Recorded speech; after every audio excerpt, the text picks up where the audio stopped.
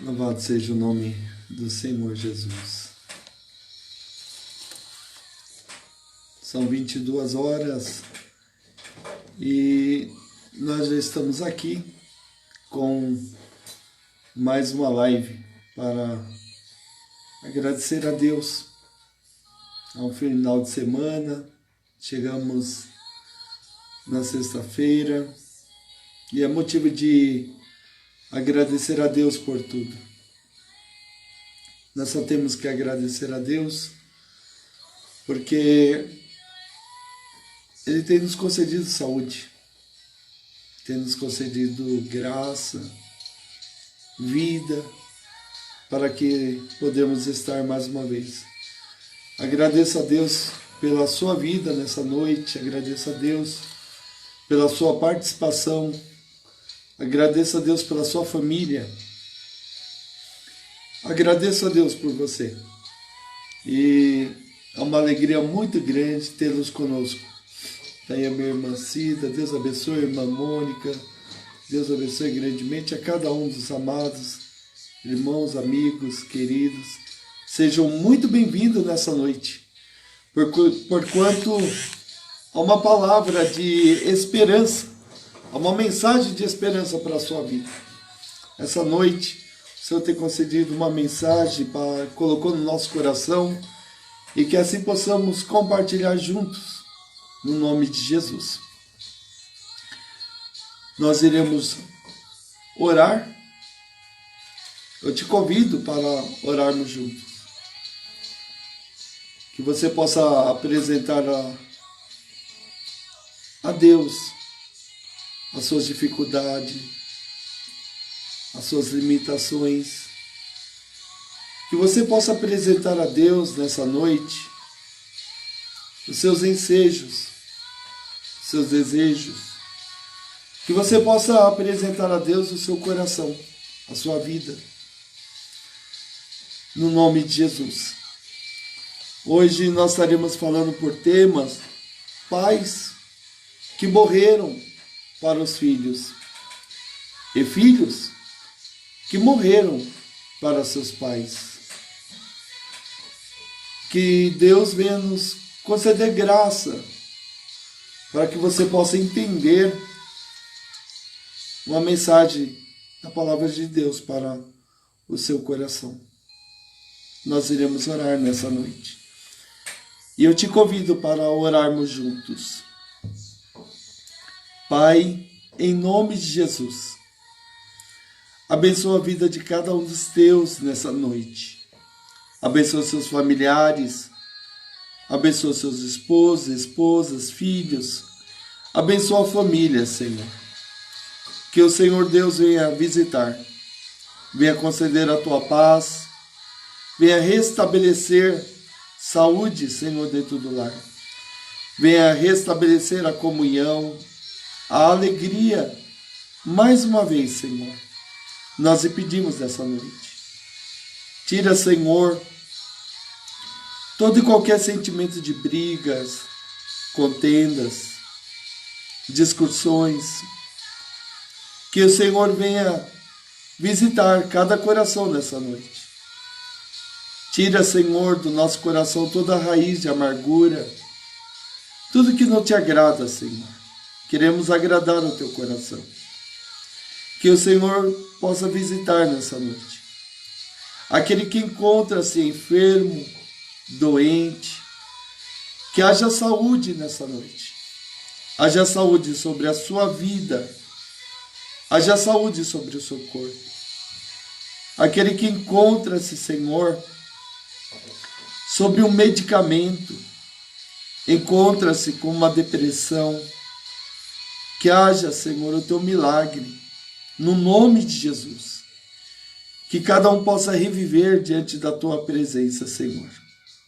É sob a tua autoridade eu te peço, Senhor. Em nome de Jesus. Amém. Amém. Que Deus abençoe. Vou baixar um pouquinho aqui.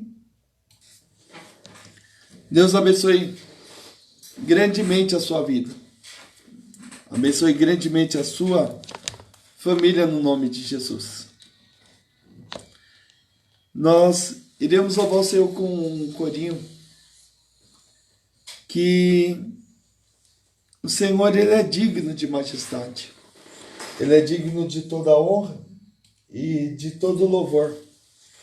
Nós só temos que agradecer ao Senhor por tudo quanto Ele tem feito. Agradecer o seu amor, as suas benignidades, que ela é a causa de estarmos vivos diante dele. Queremos te exaltar por toda a terra.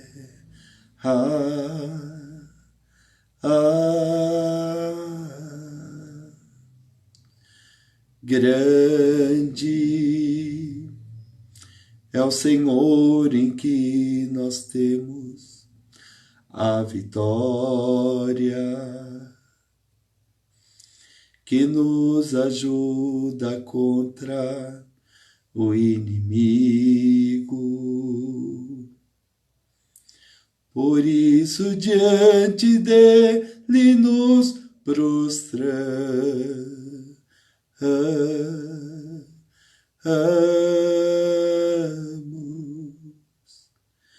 Queremos o teu nome engrandecer e agradecer-te por tua obra em nossa vida. Queremos o teu nome engrandecer.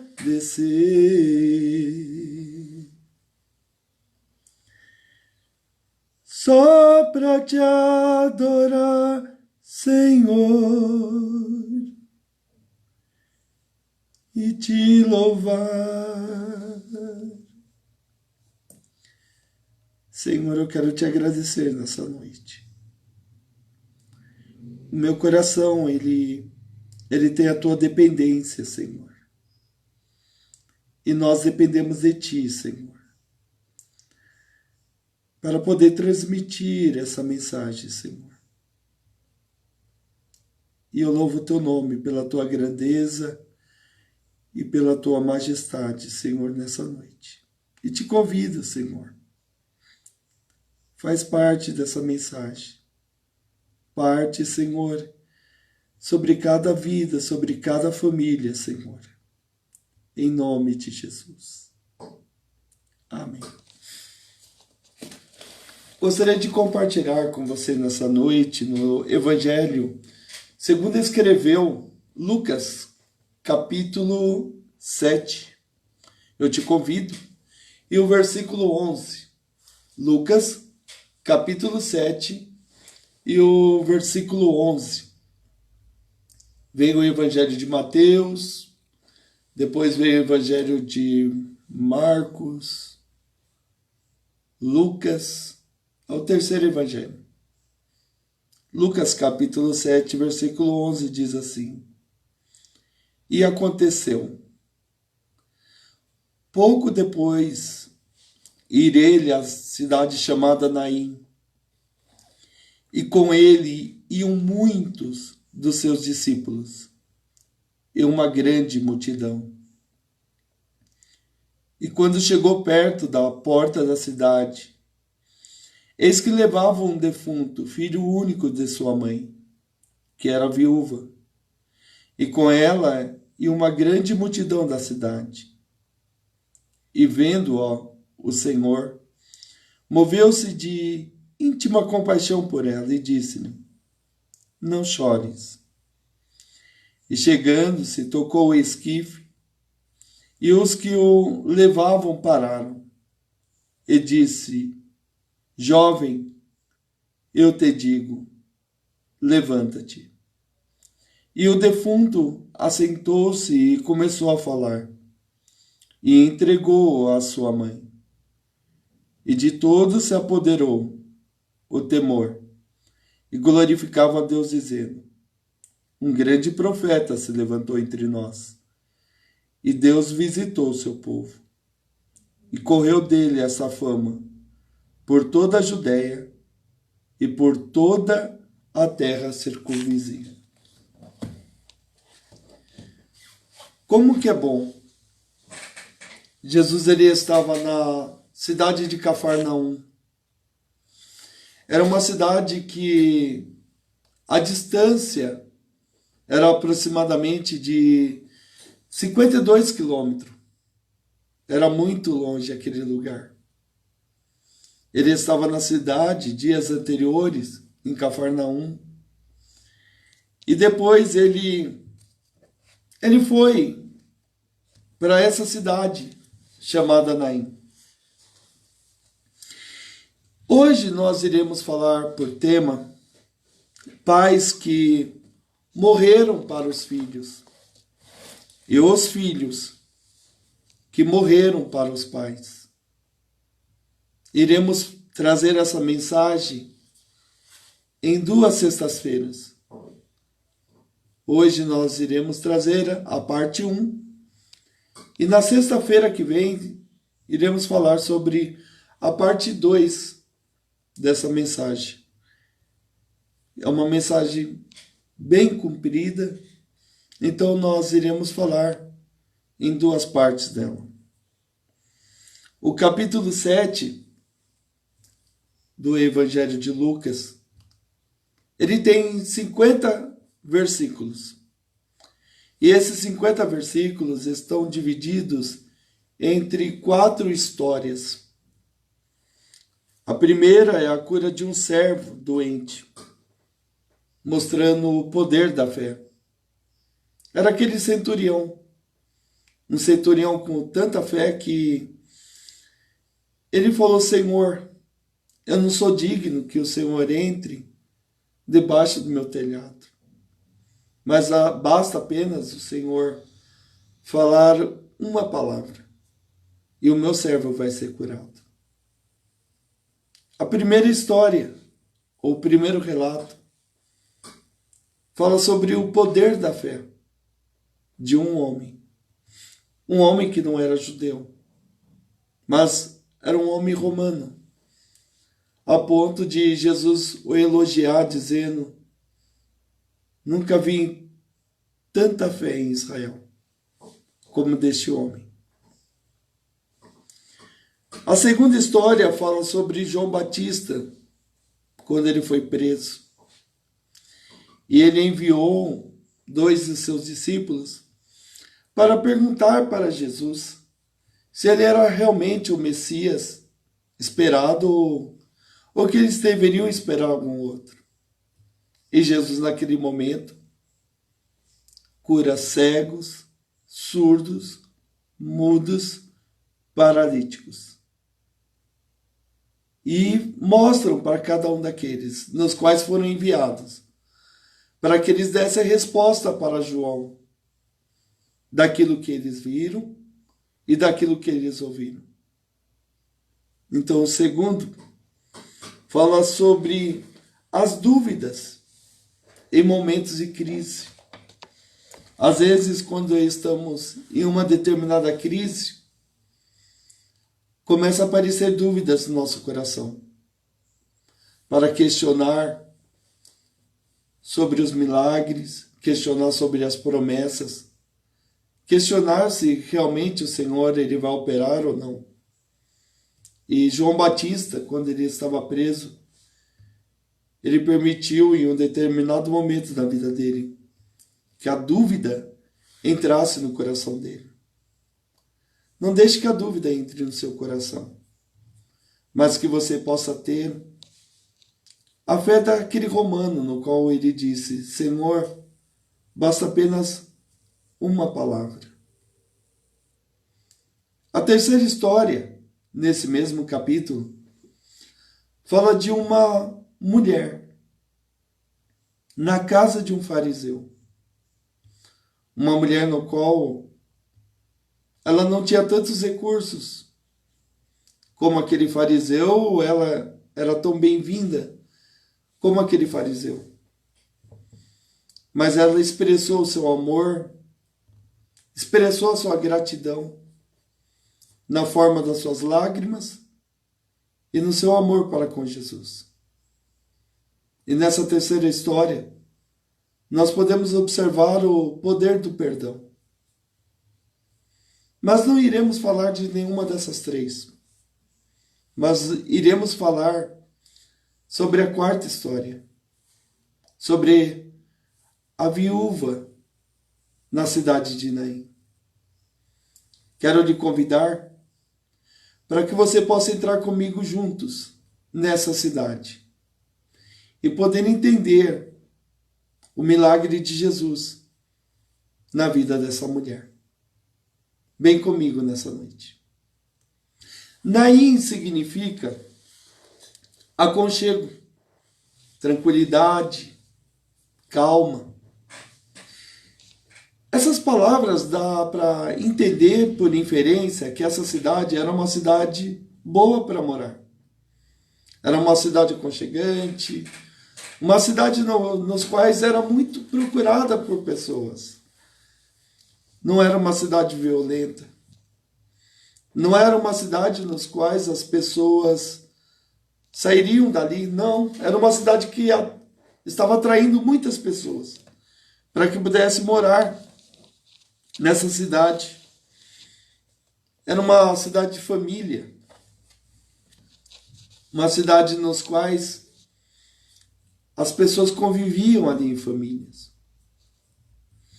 E Jesus, ele estando tão longe, eu comecei a pensar comigo.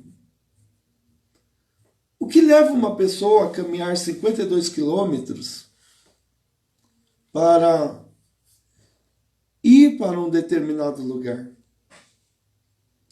O que leva uma pessoa a fazer um trajeto tão distante? Não era um lugar perto, era um lugar muito longe. Mas Jesus, ele caminhou aqueles 52 quilômetros, aproximadamente. E ele chegou na cidade de Naim. Às vezes a distância faz-nos pensar que Jesus vai demorar para chegar. Às vezes a distância faz-nos pensar que Jesus, ele não vai chegar a tempo. Às vezes a distância de um lugar para outro nos leva até mesmo cair nas dúvidas de João Batista, perguntando: és tu mesmo o Messias ou esperamos outro? Às vezes a distância nos faz até mesmo pensar como aquele fariseu, que enquanto aquela mulher no próprio capítulo 7 estava lavando seus pés, ele começou a perguntar para si mesmo: será que esse não sabe que essa mulher é uma pecadora? Às vezes a distância nos leva a determinada circunstância, mas não levou a distância para aquele centurião romano que ele disse: Senhor, basta apenas uma palavra. Era 52 quilômetros que fazia a distância entre Cafarnaum e Naim. Essa distância que nós mesmos imaginamos em nossa vida. Achamos que Deus está tão longe de nós que Ele não vai chegar a tempo. Nós pensamos assim. E Jesus, ele estava em Cafarnaum. Mas poucos dias depois ele chega em Naim. Eu quero lhe dizer uma coisa, que não importa a distância. Não importa as dificuldades que possam aparecer. Mas uma coisa eu sei, que Jesus, ele chega no lugar. Imagina só uma situação em que outrora a cidade estava tão calma. Isso nos leva para a nossa própria vida. Quando tudo está bem, quando tudo está calmo, quando tudo está no aconchego. Eu começo a observar que quando Jesus ele chega naquela cidade, Ele chega com seus discípulos e com uma grande multidão. Essa multidão estava muito alegre. Era uma multidão que estava vibrante, porque ela viu tantos milagres, ela viu tantos sinais, que elas não queriam mais soltar de Jesus, largar de Jesus. Eles queriam estar com ele. Ou seja, devido a uma multiplicação de pães ou peixe, ou devido aos próprios milagres que eles mesmos puderam testemunhar. Mas eles estavam ali. Estavam também muitos dos seus discípulos. Eles estavam ali. Ainda que alguns viessem a brigar no meio do caminho, como Tiago e João, outros que impediam e não queriam que as crianças se aproximassem de Jesus, mas eles estavam ali também. Uma grande multidão e os discípulos, todos eles estavam ali, muitos deles estavam ali. E ele chegou à porta da cidade, a cidade de Naim. E diz assim que quando ele chegou perto da porta da cidade, havia uma outra multidão. E eles levavam um defunto, filho único de sua mãe. E ela era viúva. Há pais que morreram para os seus filhos.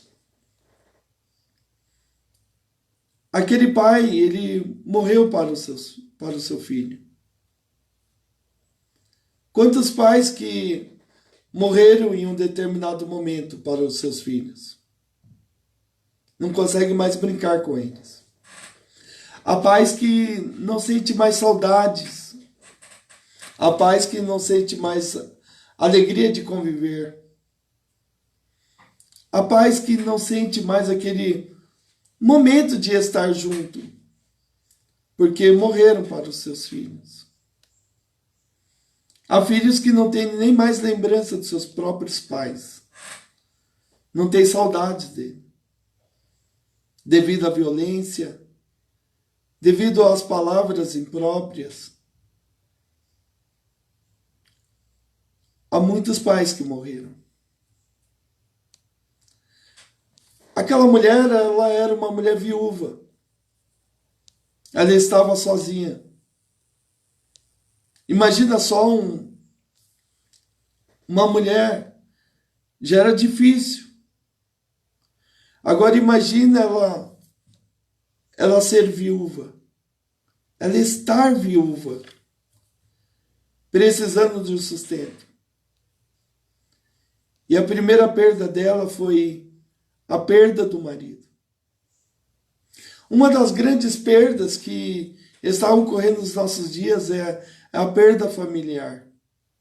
A perda do convívio familiar. Aquela perda de estar juntos. Ela perdeu o esposo dela. Muitos hoje têm perdido não só para a pandemia, mas têm perdido para o mundo. Tem perdido para o que o mundo tem oferecido. E muitos pais abandonaram seus lares. Abandonaram para entrar em aventuras com outras mulheres. Abandonaram porque deixaram para trás apenas uma lembrança. Mas afinal de contas eram pais.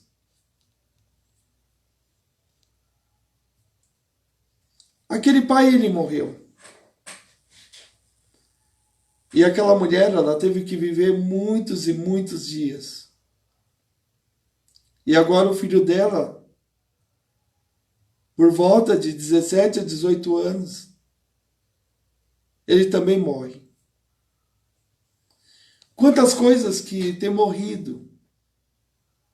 Quanto que tem se perdido no seio familiar. Perdido conceitos,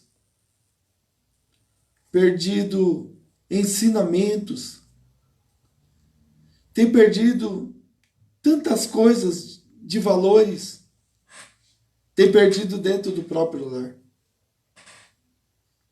Aquela mulher, ela perdeu o esposo e agora perdeu o filho. E o que restava apenas para ela era enterrar.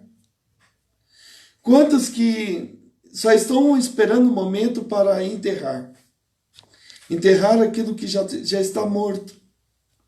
Enterrar aquilo que já acabou. Aquele primeiro amor, primeira alegria. Imagina quantos que nem lembra mais algum conceito bom do casamento, alguma lembrança boa do casamento, porque morreram. Pais que morreram para os seus filhos. E agora filhos que morreram para os seus pais. Há muitos filhos que nem lembram mais dos pais. Não lembra nem mais do aniversário dele. Há muitos filhos que estão tão longe dos pais que só lembra através de uma videoconferência ou outra coisa a mais. Deixou eu passar aquele momento de poder estar junto, aquele momento de poder abraçar, aquele momento de poder se alegrar, e muitas vezes deixou passar. E quantos têm deixado? Me lembro da história de um homem muito rico. Ele chamou seu filho e falou: meu filho, eu tenho uma coisa para te dizer. Eu já estou ficando velho e as minhas forças já não são mais a mesma. E eu quero te mostrar uma coisa aqui. Aquele homem, ele levou seu filho e mostrou toda a sua riqueza. E depois levou ele em um cercado que tinha uma forca. E ele falou: meu filho, essa forca eu fiz para você. E ele falou: papai, você fez uma forca para mim? Sim, foi para você. E me prometa uma coisa.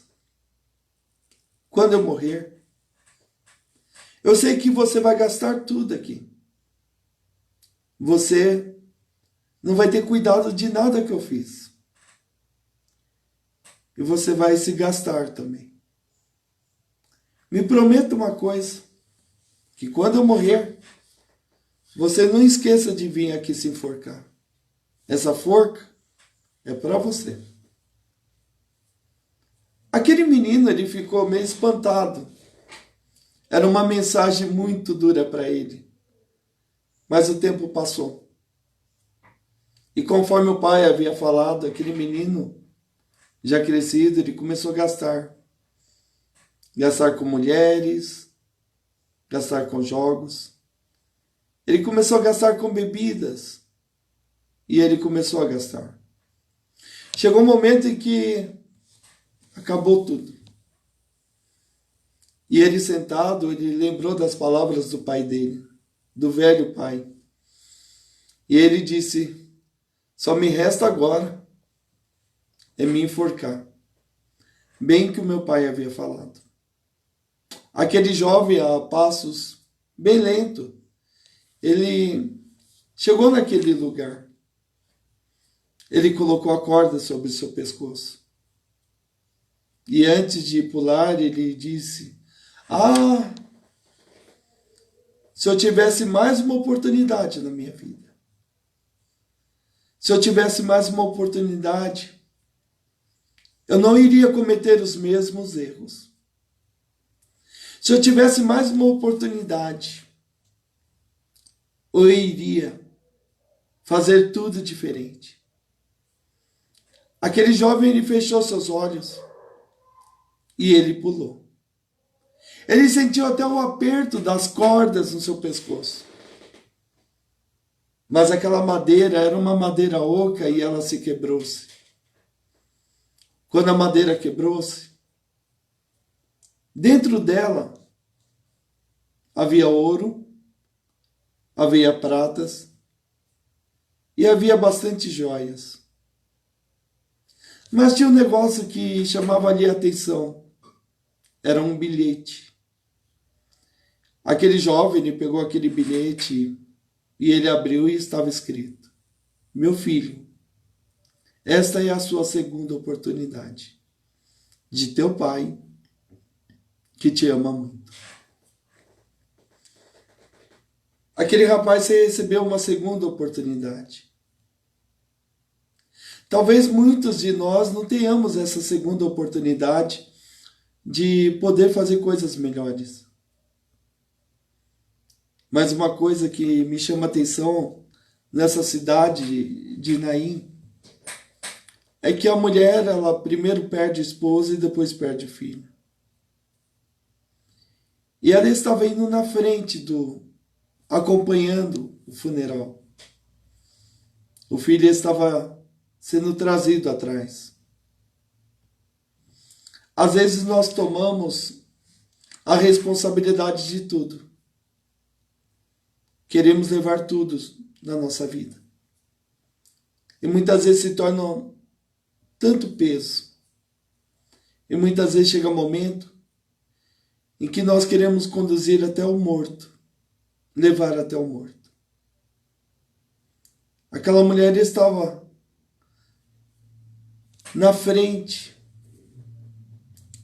e o morto estava assim, sendo trazido atrás, era o seu filho. Quantas pessoas que perderam a oportunidade?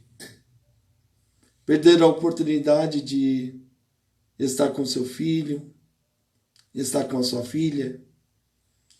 Perderam a oportunidade e agora só resta, muitas vezes, levar o caixão, acompanhar o funeral, levar a última flor, o último abraço, e acabou. Para aquela mulher só restava apenas isso, porque o tempo já tinha passado. E agora só restava a lembrança de um filho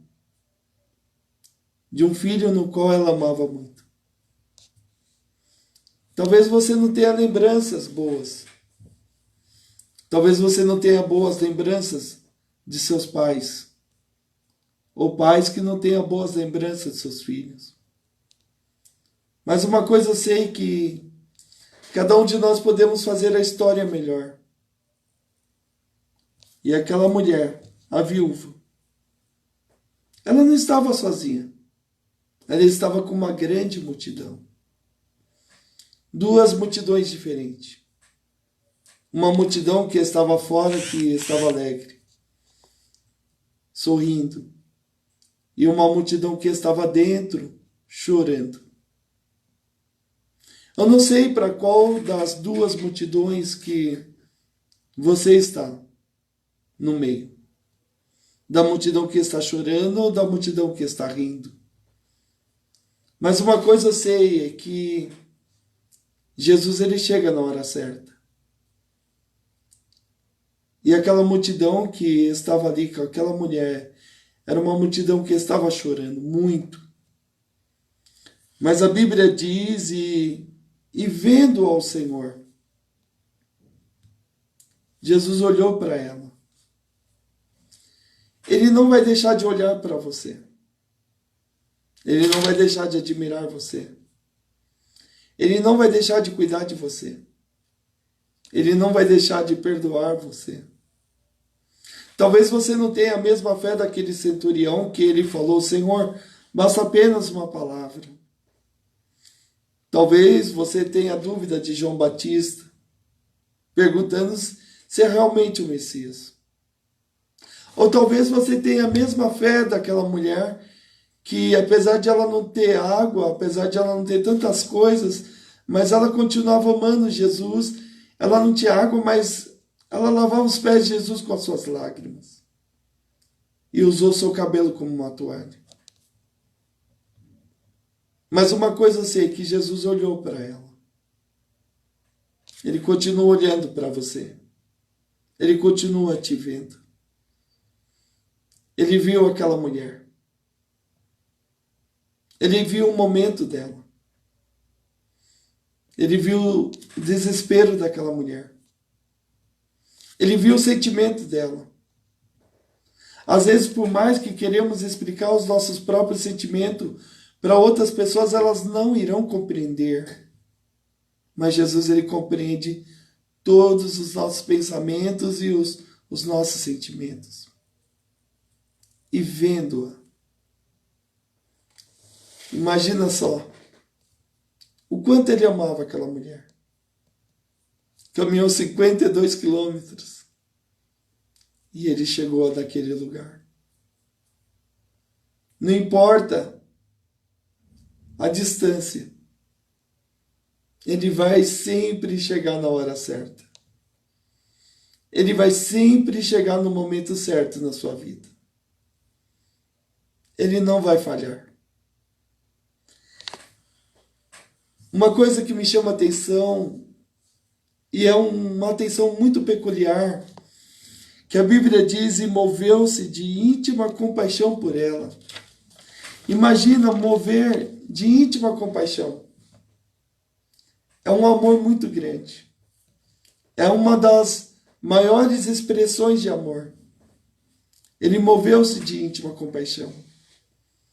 Ele sabia até onde ela podia suportar aquele problema, aquela morte, aquela perda na vida dela. Jesus sabia até onde ela poderia suportar. Talvez você tenha falado: Senhor, minhas forças estão poucas. Está se acabando. Mas ele continua te amando. E ele moveu-se de íntima compaixão por ela. E disse: não chores.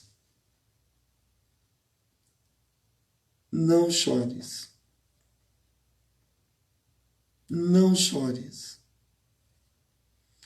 Por mais que o coração esteja tão apertado, por mais que a nossa vida esteja parecendo que está aos pedaços, nós sempre iremos continuar ouvindo: não chores, não temas. Jesus fala para aquela mulher, para uma viúva: não chores. Jesus fala para um homem chamado Jairo: não temas. Jesus fala para Maria: se tu credes, verás a glória de Deus. Marta e Maria compreendiam o que Jesus estava falando. Às vezes nós achamos que para expressar o amor de Deus precisamos ter muitas e muitas palavras. Mas basta apenas uma palavra: não temas, não chores. E Jesus, ele chegou e ele tocou aquele esquife. Era impuro. As pessoas não poderiam tocar. Ele era um viajante.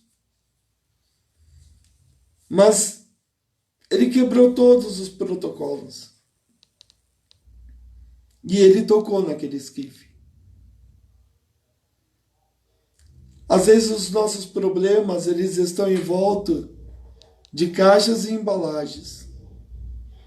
Em volta de coisas que achamos que está tudo morto. Mas de repente há uma mão que toca. E a mão foi a mão de Jesus. Ela tocou naquele caixão. E quando tocou, ele tocou para parar. Talvez a dor seja insuportável, mas ele para. E aquelas pessoas que estavam carregando aquele esquife, eles pararam. E ele disse: jovem, eu te digo, levanta-te. Às vezes, se encontramos debruçados, deitados, encontramos sim em diversas situações e posições. Mas Jesus, ele falou uma palavra. Jovem, eu te digo, levanta-te. Não importa onde quer que você esteja, você ainda pode se levantar.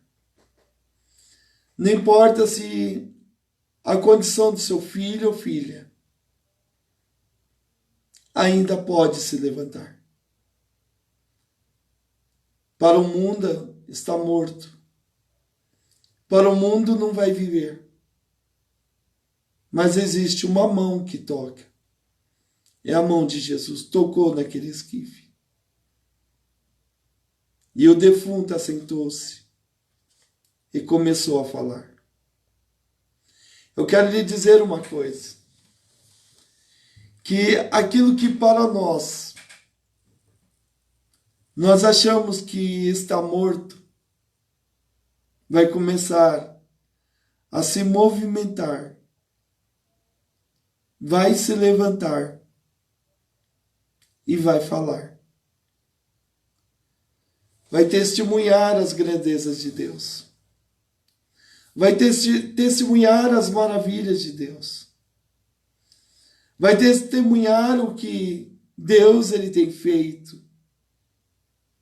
E aquele jovem, ele se levantou. E Jesus entregou ele à sua mãe. Significa que vai receber de volta. Ainda que achamos que está tão longe. Ainda que achamos que está morto. Ainda que nós achamos que não vai viver. De repente, vem alguém de uma cidade tão longe. Toca. Diz uma palavra, jovem, eu te digo, levanta-te.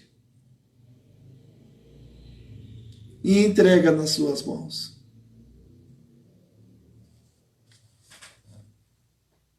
E de todos que ali estavam, se apoderou o poder de Deus. Uma coisa é certa. Não importa o tempo ou o período. Uma coisa eu bem sei. Que ele vai fazer viver novamente. Aquele filho que estava morto para o pai. E o pai que estava morto para o filho. Há uma mensagem de salvação. Há uma mensagem de transformação. E que apraz Deus fazer reviver novamente. Em nome de Jesus. Que Deus abençoe a sua casa. Que Deus abençoe a sua família. Não importa a distância em que você possa confiar e acreditar que Jesus tão somente vai visitar a sua casa, o seu lar. E aquilo que está morto, seja um filho ou filha, seja uma esposa ou esposo, vai viver no nome de Jesus. Que Deus abençoe. Nós iremos orar neste momento. Na semana que vem iremos continuar essa mensagem, a parte 2, onde iremos falar e se dirigir aos casais. E que a sua vida seja uma vida repleta das bênçãos de Deus. Seja uma vida repleta da glória e a graça de Deus. E que você possa entregar ao Senhor tudo diante dele. Talvez você não tenha a fé de um centurião, no qual ele disse, Senhor, basta apenas uma palavra. Talvez você não tenha a fé como daquela mulher que entrou na casa do fariseu, sem ter nada. Ela ofereceu tudo ao Senhor. Talvez você tenha as dúvidas de João Batista. Mas uma coisa eu sei. É que ele ama a sua vida. E Ele tem um propósito na sua casa e na sua família. Em nome de Jesus. Pai, em nome de Jesus, eu quero te agradecer, Senhor, por cada um que nos acompanhou nessa noite. E que a tua mensagem de esperança venha fortalecer, criar raízes e trazer, Senhor, a tua esperança sobre cada um dos familiares. Senhor, visita aquele esposo, a esposa, Senhor, filhos, que muitas vezes se perderam nessa caminhada e que o Senhor venha restaurar novamente, venha fazer um grande milagre. Assim como o Senhor ressuscitou aquela jovem, o Senhor venha ressuscitar, Senhor, casamento, famílias, filhos e filhas, esposo e esposas. Venha trazer, Senhor, a tua salvação, em nome de Jesus. Amém. Amém. Que Deus abençoe grandemente a sua vida. Deus abençoe a sua casa. Agradeça a Deus pela sua vida, no nome de Jesus. Não vou citar os nomes, para que eu não venha ser injusto com os demais, mas eu quero agradecer a todos vocês pelo carinho e pelo amor, e que o Senhor venha fortalecer grandemente você. Ainda que para você Jesus está demorando, ele vai chegar na hora certa. Olha que ele ficou alguns dias em Cafarnaum, mas ele chegou depois de 52 quilômetros. Ele chegou na hora certa. Ele não vai atrasar sobre a sua vida. Ele não vai atrasar sobre a sua causa. Ele vai chegar exatamente no dia e na hora certa da sua vida. E que a graça do nosso Senhor e Salvador Jesus Cristo, que o amor de Deus e a doce comunhão e consolação com o Espírito Santo seja com todos nós, desde hoje e para todo sempre. Amém. Que Deus abençoe. Um grande abraço, um grande beijo. Parte de mim, da minha esposa. Muito obrigado mesmo. E tenha uma semana de bênçãos, um ótimo final de semana, em nome de Jesus. Deus abençoe, em nome de Jesus.